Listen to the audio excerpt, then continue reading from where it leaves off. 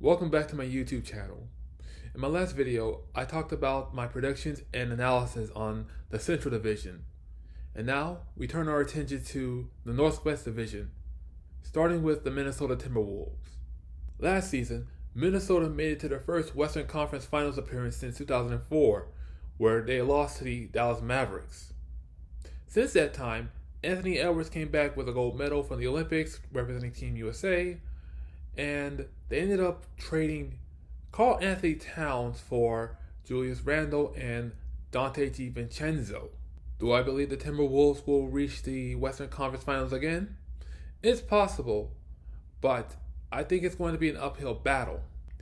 When you consider how tough and loaded the Western Conference is, a deep playoff run for Minnesota may come as a tough task, especially with teams like Denver, Oklahoma City, Dallas, the Los Angeles Lakers, all looking to stake their claims to reaching the finals in June.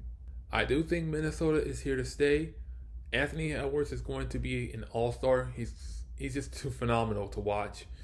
I think Rudy Gobert is going to be in the discussion for Defensive Player of the Year again.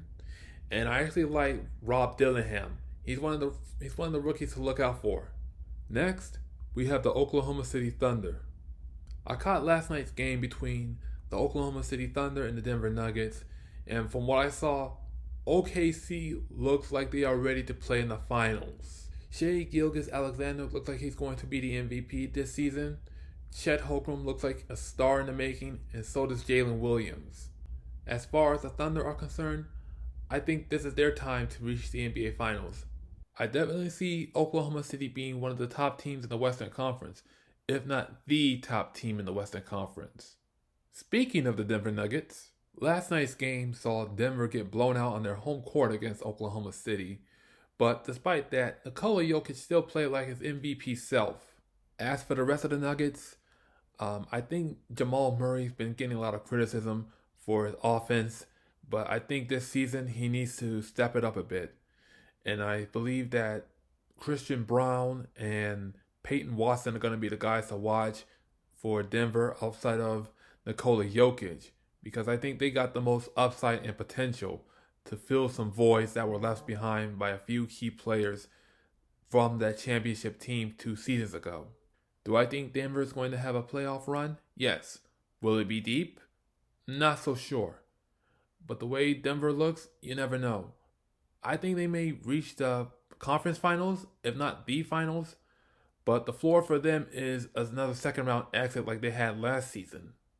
As for Nikola Jokic, I think he's going to finish top 3 in the MVP voting ballots this season, but it's going to be a 50-50 chance that he wins the MVP again. Next, we have the Utah Jazz. Utah used to have a competitive trio that consisted of Donovan Mitchell, Mike Conley, and Rudy Gobert. Now their core has been replaced by Lauri Markkanen, Walker Kessler, John Collins, and Jordan Clarkson. In all honesty, I don't know what to expect from the Utah Jazz this season. I really don't. Considering how loaded the Western Conference looks, I think Utah's going to be on the outside looking in. That's not to say that Utah can't compete against the best teams in the NBA. However, in the grand scheme of things, I do see them being a bottom 5 team in the Western Conference. I can see Lauri Markkanen becoming an all-star for Utah, as well as being a trade target for whichever team is contending for the NBA championship this season. As for Walker Kessler, I see him being a Defensive Player of the Year in a few seasons. He's definitely got the defensive acumen, and I think he's going to be a force to be reckoned with. Finally, we have the Portland Trail Blazers.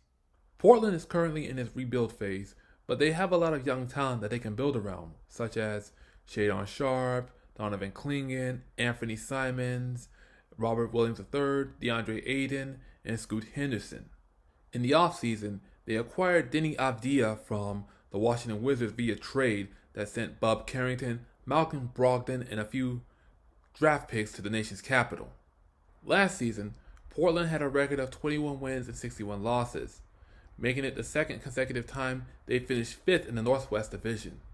This season, I think it's going to be more of the same for Portland in the wins column, if not a little bit more. Maybe like 23, 24, 25 wins this season for Portland. I see them going into the draft lottery and getting the number one pick that will get them Cooper Flag. The Northwest Division is going to be very competitive, and I expect teams like Oklahoma City, Minnesota, and Denver to bring nothing but high-end basketball, especially from what we saw last night with the Thunder beating the Nuggets in a blowout. But hopefully we get to see more games like that, or something more like dramatic down to the wire games between those three teams. As for my predictions for standings in the Northwest Division, I see Oklahoma City being number 1, followed by Minnesota and Denver. Utah is a respectable 4th place, and Portland being 5th again. The Northwest Division is going to be very competitive, and I expect teams like Oklahoma City, Minnesota, and Denver to bring nothing but high-end basketball, especially from what we saw last night with the Thunder beating the Nuggets in a blowout. But hopefully we get to see more games like that, or something more like dramatic down to the wire games between those three teams. Hey, if you made it through the video, thank you. I appreciate it. I look forward to reading your comments and interacting with each and every one of you. I'm Deron Butler, reminding you to always run through the paint.